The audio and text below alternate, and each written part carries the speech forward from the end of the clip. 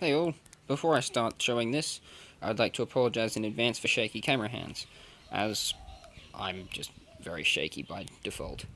I will start by addressing this. This entire build is a simple HPA Sledgefire. Now, what really makes this HPA, as opposed to like a standard pump-powered air blaster, is this connect here. This just connects to a remote line. If you take this bit out here, this quick disconnect, you can actually run this air line to a pump and make it pump powered.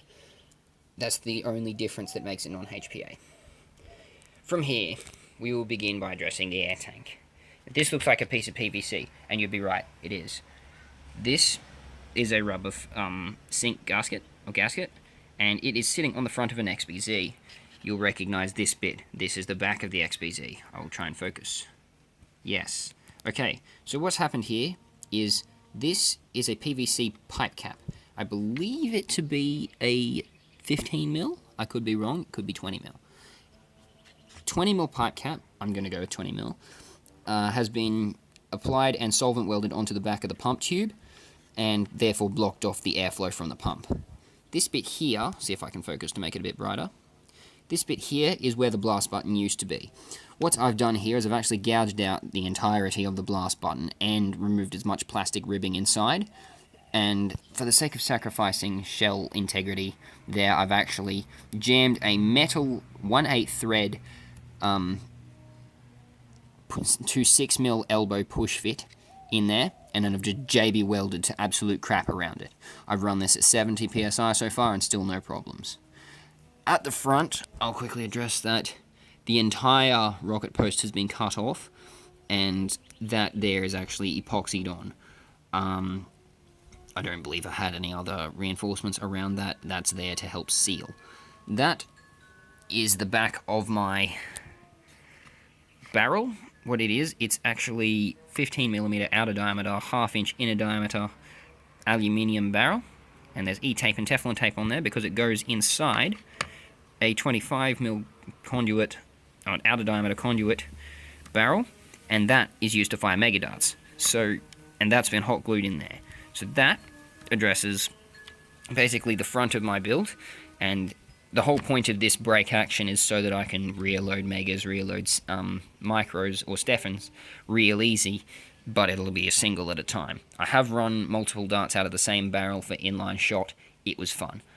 Down here, from the push fit, we have 6mm airline going to another 6mm push fit elbow, and that is into the outlet port of this trigger. This trigger is a clip-hard MJV03. The O is for open, the 3 is for 3 ways, and is a 3-way 2-position pneumatic valve. Simply push the button, and it will cut off airflow from the inlet, vent the back pressure, if you will, or for more technical terms, the pilot volume, and therefore fire the XBZ. This entire build spends next to no air at all doing what it does. I've managed to run for an entire day of HVZ and not gone through half of my 90 cubic inch bottle at like 100 FPS pressures, which is about 20 using my current barrel setup.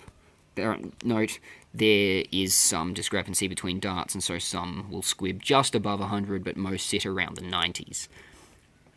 From the back of the trigger, it goes to another push fit threaded, and onto a Series 21 connection, which then connects onto my hose and my HPA bottle. That is really how simple the entire XBZ thing is. Ryan has done a different method in which he has actually gouged out the back of the pump tube, blocked off the blast button, and then proceeded to run a trigger off that. I respect that. That's his design. I liked this because I did this way before Ryan even thought about that, and this was also for my pneumatic crossbow back in the day. But now the XBZ resides in the Sledgefire, and I really like it this way, especially since it's still HPA. So that's really all there is to this build.